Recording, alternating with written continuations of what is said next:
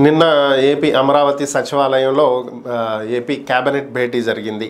ఈ సందర్భంగా పలు అంశాల మీద చర్చించి పలు అంశాల్లో నిర్ణయాలు తీసుకోవడం జరిగింది. వీటిలో ముఖ్యమైనటువంటిది ల్యాండ్ టైటిలింగ్ యాక్ట్, తర్వాత ఉచిత ఇసుక విధానం, రైతులకు సంబంధించినటువంటి పంటల బీమా, అలాగే రైతుల నుంచి ధాన్యం కొనుగోలు చేయటం, వారికి అమౌంట్ త్వరగా చెల్లించటం, ధాన్యం కొనుగోలుకి సంబంధించినటువంటి సంచులు, ధాన్యం నింపేటువంటి సంచులు, వీటికి సంబంధించి నిన్న కేబినెట్ భేటీలో చర్చ జరిగింది. అయితే కేబినెట్ భేటీ అనంతరం చంద్రబాబు నాయుడు కొన్ని అంశాలను మంత్రులు అలానే ఎమ్మెల్యేలతో చర్చించినట్లుగా తెలుస్తుంది. వీటిల్లో ముఖ్యమైనటువంటిది మరలా ఢిల్లీ వెళ్తున్నామని, రాష్ట్ర ప్రయోజనాల కోసం రాష్ట్రానికి ఎక్కువగా నిధులు తెచ్చుకోవటం కోసమే ఢిల్లీ వెళ్తున్నట్లుగా ఆయన చెప్పినట్లుగా తెలుస్తుంది. అలాగే ఈ కేబినెట్ భేటీలో పౌర సరఫరాల శాఖకు 3200 కోట్ల రుణం తీసుకుంటున్నట్లుగా, అలాగే ఇరిగేషన్కి సంబంధించినటువంటి రుణాలు, వీటికి సంబంధించి చర్చ చేశారు. సో ఓవరాల్గా ఫైనల్గా చంద్రబాబు ఒక విషయాన్ని అయితే ఎమ్మెల్యేలకు మంత్రులకు సీరియస్గా చెప్పినట్లుగా తెలుస్తుంది.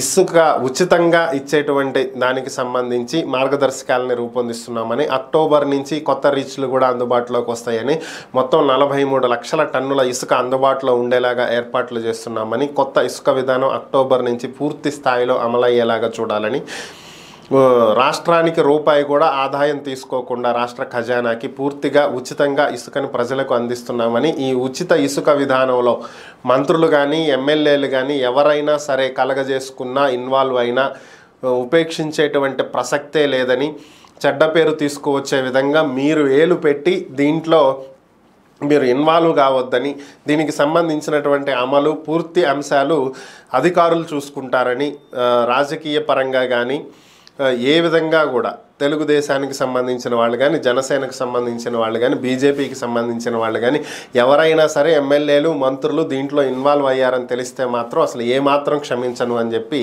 ఆయన చాలా సీరియస్గా చెప్పినట్లుగా తెలుస్తుంది.